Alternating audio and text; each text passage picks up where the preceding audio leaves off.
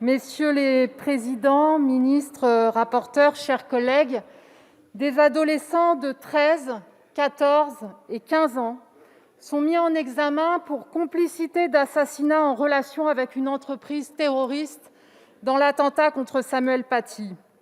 Certains ont donné des informations contre de l'argent. Certains ont fait longuement le guet avec celui qui disait vouloir venger le prophète. Ce ne sont que des enfants, des collégiens, et ils ont aidé un terroriste à identifier leur prof. Ces faits obsédants devraient être au cœur des débats à l'Assemblée nationale. Jusqu'ici, la France a combattu le terrorisme. C'est le travail remarquable accompli par les magistrats spécialisés, par les services de renseignement, par la police, par la gendarmerie, par tous les fonctionnaires auxquels nous renouvelons notre soutien. La France combat le terrorisme, mais elle ne s'attaque pas à l'islamisme politique et à tout ce qui concourt à la radicalisation. Bien sûr, cette loi n'est pas mauvaise dans son intention. Qui peut être contre le fait de conforter les principes républicains ? Mais elle repose sur une erreur de diagnostic. Ce que nous devons affronter n'est pas un séparatisme, c'est une idéologie précise, l'islamo-fascisme. Le projet totalitaire de l'islamisme politique ne vise pas à la séparation ou à faire bande à part, comme le disait le garde des Sceaux. Il vise à instaurer une domination par la manipulation, la menace, la terreur, la force, à faire pression sur tous nos compatriotes de confession musulmane, à soumettre les femmes, à déstabiliser la République. Ce totalitarisme, nous devons l'affronter idéologiquement. Le combat contre l'islamisme est éminemment politique. Il n'est pas qu'une affaire de mesures juridiques, aussi perfectibles soient-elles. Prises une par une, on peut discuter des dispositions de cette loi.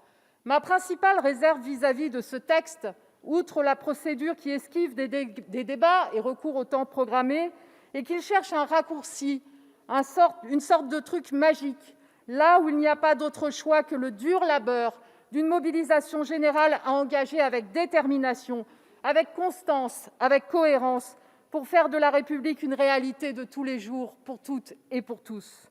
C'est l'enjeu déterminant du combat féministe d'abord. C'est la révolte des filles et des femmes qui fera reculer l'islamisme. Où est la cohérence quand un membre du gouvernement dit aux lycéennes qu'elles doivent porter une tenue décente, autrement dit qu'elles doivent cacher leur corps ? La liberté des femmes ne se négocie pas.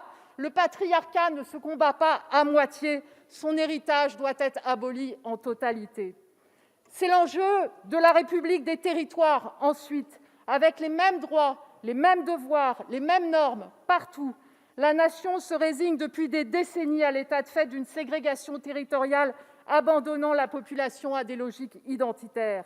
C'est encore l'enjeu du combat pour l'éducation, pour les sciences, pour la culture, pour l'histoire, contre le racisme. C'est comprendre que l'éducation contre l'antisémitisme est la clé de voûte de la lutte contre tous les complotismes. C'est comprendre enfin que notre jeunesse a besoin d'un autre horizon que celui d'une société vide de sens, menacée par le changement climatique, rongée par un consumérisme destructeur qui laisse les cœurs vides dans un monde en proie à des menaces existentielles.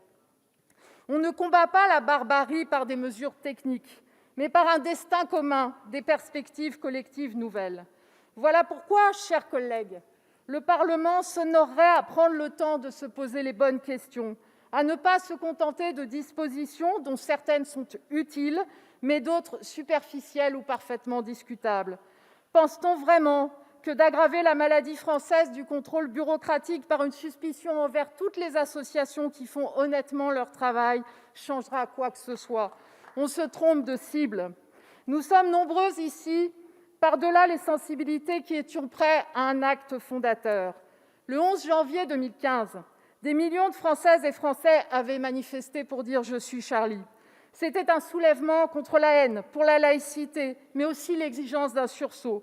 Cette exigence, c'est que les problèmes qui, depuis trop longtemps, minent la République soient enfin traités et que l'on ne remette pas à nouveau la poussière sous le tapis en se rassurant à bon compte avec des lois vite faites.